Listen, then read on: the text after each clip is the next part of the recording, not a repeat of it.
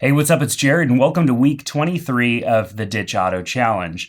So, the Ditch Auto Photo Challenge is a weekly photo challenge that we've all been doing together in the Ditch Auto Facebook group. The Ditch Auto Facebook group is a place where photographers of all levels of experience hang out and talk about shooting photos. And the whole concept is getting out of automatic mode and using manual mode and getting better at using manual mode, because that unlocks the true potential of your camera and gives you full control over your camera and the amazing power that is in these things. So basically, this week's challenge is something that I didn't even think of until I was out taking some pictures earlier today. And so this week's challenge is going to be product photography, which is an interesting challenge because I didn't think of it as, something that would be even an option, because product photography is something that I do sometimes when I'm doing reviews or I'm maybe doing a job for someone. I didn't really think about it as a topic, but all of us have products all around us. I mean, we're consumers. We have things. We have our cameras. That's a thing. We have our smartphones. We have products all around our house and different things that we've purchased. Product photography is an interesting thing because it's the photos that we see of products that often help us make a decision. And photography in that respect is very important. When you're scrolling the internet, looking at reviews or reading about something that you are thinking about purchasing, looking at the pictures is pretty important. Even when you're looking at recipes that you want to cook, you're looking at pictures. You're looking at pictures of pretty much everything, and that's product photography, essentially. Product photography is usually of a single object, or maybe a single object in a scenario that helps add to the the emotion of that specific object. And so this week I want to focus on product photography. And even if you're thinking, well, this is kind of a weird topic, like I don't ever want to be doing product photography, so why would I want to do this?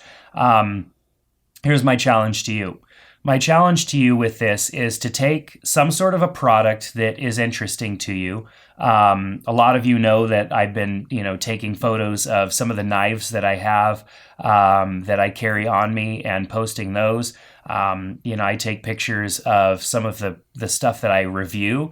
We do a lot of content about cameras and stuff like that. And so sometimes I'm even taking pictures of cameras with cameras, which is kind of funny.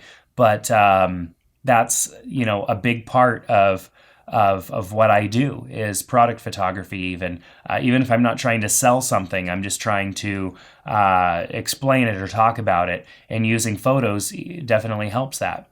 So take a look at the things that are around you. The item that you choose doesn't have to have any extreme importance in your life, other than the fact that you saw it and you thought that would be interesting to take a picture of. Now, I don't want you to just, set it on a table and take a boring picture of it. I want you to think about how that is used. How is that product used? What are the different scenarios in which you would use that product? And how could you capture it in its environment so that way it makes sense? So, for example, if you were taking a picture of a kitchen knife, you might set it up in the kitchen, maybe with some uncut vegetables behind it, or whatever. You set up the shot a little bit. If it's some piece of sports equipment, like a soccer ball or something like that, you might take it out to a field and set it up, and maybe out of focus, but off in the background, you can see the goal or something like that. Just think about how you're setting up that product in its environment. Obviously, you can take a picture of a product on a white background, and sometimes there's definitely a benefit in seeing something completely isolated from everything else. Helps you be able to focus on the product more. It helps you be able to see it in more detail. But the topic this week with product photography is incorporating it into its environment somehow. So figure out how you can do that. And yes, that may limit you to choosing something that you have an environment for, but just try to get creative with that. So look around your house, your office, whatever. find something that's interesting to you, some sort of a product that you have or that you own. Don't go out and buy something new. Just look for something that you have that's interesting and see how you can take a picture of that in its environment, in the environment that you would use it, or even if there's a creative environment that you could think of, put it in that and try to capture that. Don't necessarily think about having everything in focus. Just like I had mentioned with the soccer ball or the sports thing, as long as you can tell that it's in the environment that you would use it in, I think that's all that really matters. I like looking at something and being able to use a little bit of my imagination. Yes, it's in an environment that makes sense, but the focus isn't the environment. The focus is the product. And then the environment, I'm able to use my imagination a little bit to kind of fit that product into my life. So maybe even take a little bit of time looking at examples. I've been flashing some examples of different photos that I've taken in different scenarios. You can definitely flip through some catalogs or, go online and look around. Product lookbooks are also very interesting. A lot of times that's more with clothing, but even with clothing and, modeling clothes, that's usually the photos are usually taken in some sort of an environment to just kind of give the vibe that they're trying to put out there for that specific product.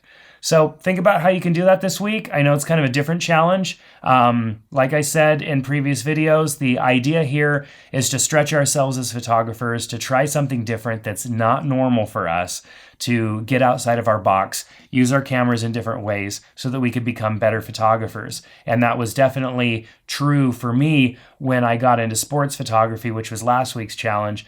Doing sports photography got me to know my camera so well because things happen fast. You have to react fast. You have to be quick. Now with this week's challenge, product photography, we're going to have more time. We can set our situation up. We can craft it however we want. We can light it however we want. We can include or not include in the shot whatever we want. And it gives us a lot more control and a lot more time to pull it off. So this week, have fun focusing on a product, capturing it in different ways. I look forward to seeing what you all capture when you come back to the Facebook group and share it in the Week 23 album. So make sure to check out the links in the description below for the Facebook group, for the appropriate album to submit your photo to. And if you're new to Ditch Auto, make sure to check out our free Ditch Auto course, which helps you get out of automatic mode, get into manual mode, and unlock the true potential of your camera. Thanks so much. Hope that you join us this week in the challenge, and we'll see you in the Facebook group.